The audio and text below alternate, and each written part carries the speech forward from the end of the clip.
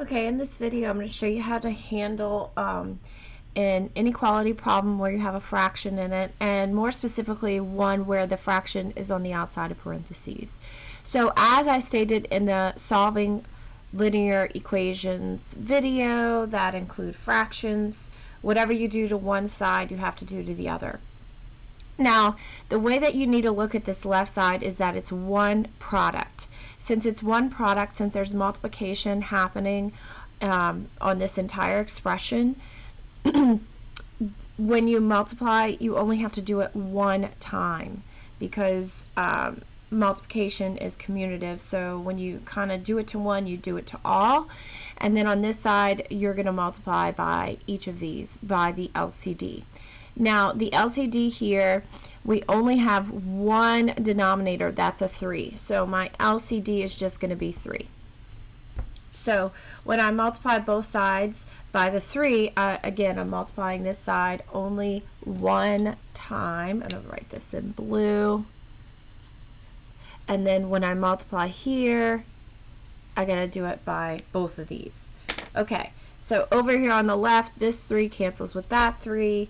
And I just have a plain old x minus 6. I get to drop the parentheses because now this makes a 1.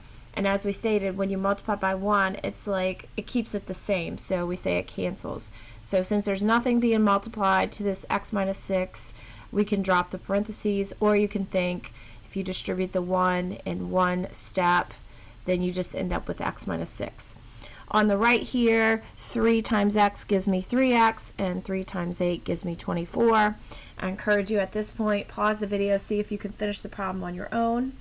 Personally, when I'm solving inequalities, I like to keep everything on the left, regardless of if it makes a negative.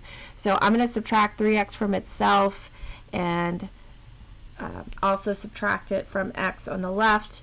So then that means I want to cancel this 6 over here.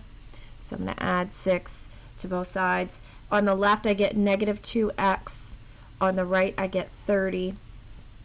When I divide both sides by negative 2, I have to reverse that inequality sign.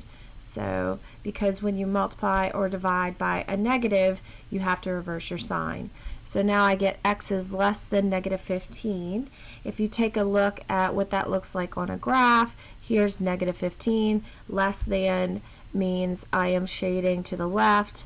I have an open circle because there is no bar underneath.